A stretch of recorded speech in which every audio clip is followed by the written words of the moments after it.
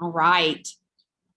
There's a great quote that says, imagining what you want as if it already exists opens the doors to letting it happen. So imagining what you want as if it already exists opens the door to letting it happen. So what do you want to be when you grow up? Now, this question may sound a little trite at first, and yet just think about it for a moment. Are you right now who you desire to be, what you dreamed you'd be, doing what you've always had a desire to do? See, it's incredibly easy for us to get caught up in this activity trap, right? The busyness of life, right? Working harder to climb the ladder of success. Well, how often do people work really hard to climb that ladder of success only to discover upon reaching that top rung that, well, that ladder's leaning against the wrong wall? So in essence, right, if our ladder's not leaning against the right wall, every step we take just gets us to the wrong place faster. So we're going to look at beginning with the end in mind. Beginning with the end in mind is based on our imagination first, right? Everything is created twice. First in our imagination, the ability to envision, see the potential, create with our minds what we cannot at present see with our eyes, right? So it's based on this. Everything's created twice. Once in our mind and then physical. Just like if you have a building flows from a blueprint, right? You have a blueprint, then you build the building. It's the same with our personal life. If you don't make a conscious effort to visualize who you are and what you desire, then you empower other people, circumstances, busyness, right? To guide, to shape you and your life. So living that life by default. And yet we have a goal to live a life by design. So it's about connecting with our own uniqueness and then defining the personal, moral, and ethical guidelines within which you can most happily express and fulfill it.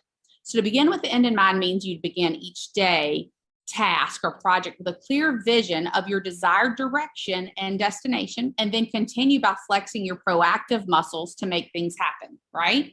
So the first thing that we're going to do is it's time for a personal vision checkup. I'm going to ask you some questions. So it's time for a personal vision checkup. On your phone, you're going to set a timer of about 2 minutes. I'm going to ask a question, pause me, answer the question, and then hit play and go to the next question. Okay. So our first question is, what am I doing right now with my life? Does it make me happy? Do I feel fulfilled? All right, pause it, answer the question, write it down. Okay, you've hit and play. So this next question that you're going to write down, what do I keep gravitating toward? Is it different from what I'm currently doing? What do I keep gravitating toward? Is it different from what I'm currently doing?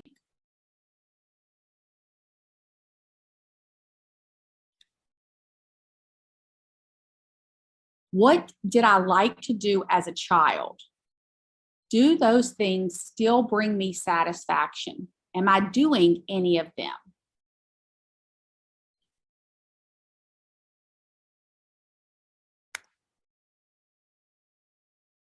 What interests me right now?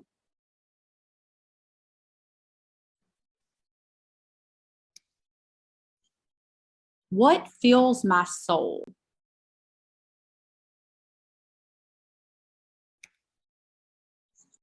What can I do well? What are my unique traits and strengths? Now, before moving forward, make certain that you've written down, it's important that we capture these answers on paper. Have you written down your answers to each question?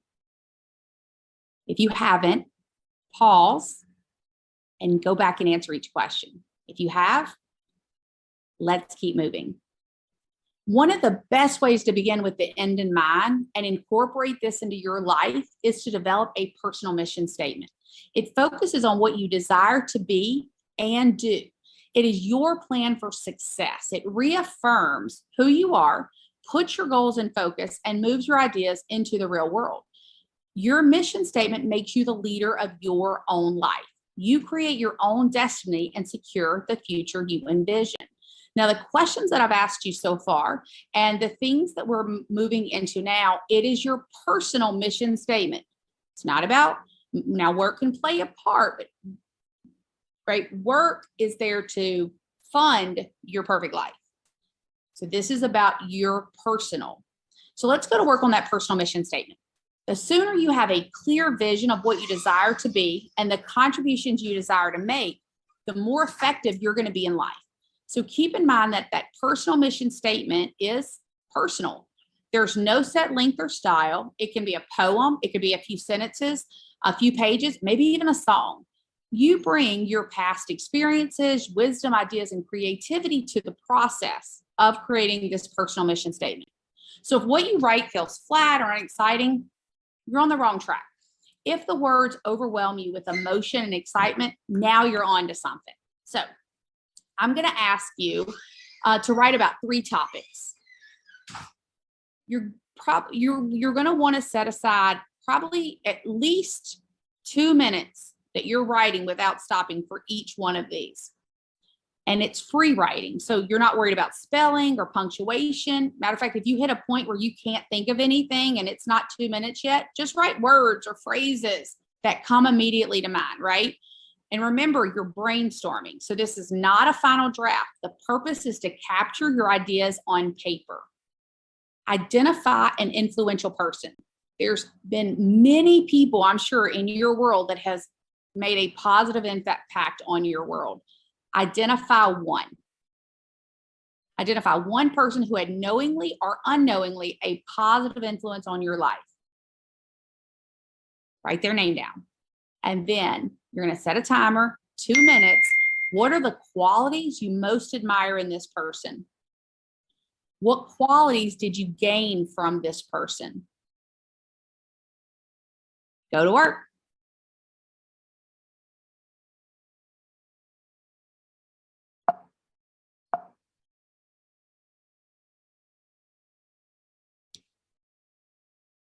All right. Number 2, define who you desire to become. Imagine it's 20 years in the future. Actually say this out loud. I'm 40, be 60 in 20 years. State your age and where you will be in 20 years. How old are the important people in your life, right? If you have children, what age will they be? Spouses, significant other, those people, so that we really get a feel for way out into the future. You have achieved all you've ever hoped to achieve. What is your list of accomplishments? What all do you desire to have, to do, to be? What have you achieved? So take at least 2 minutes, and you might find that it takes 2, 3, 4 minutes to write all of this down. Pause and get to writing.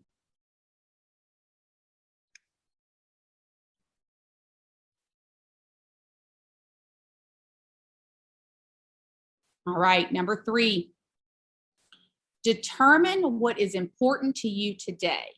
What are the 10 things that are most rewarding for you today? What do you live for and love in life?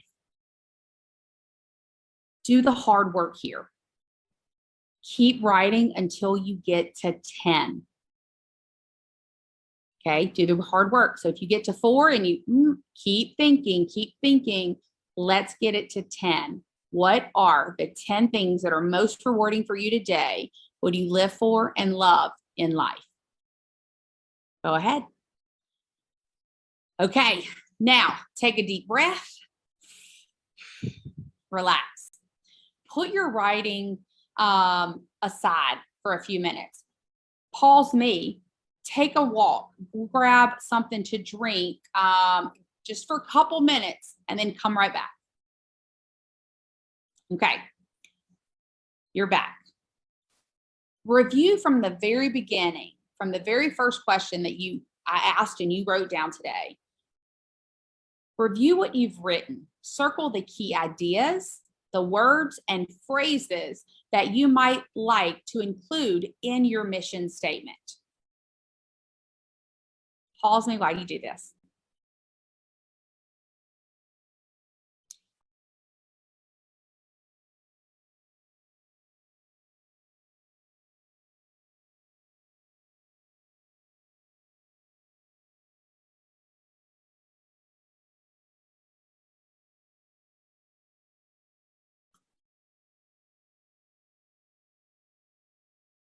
All right, you're back.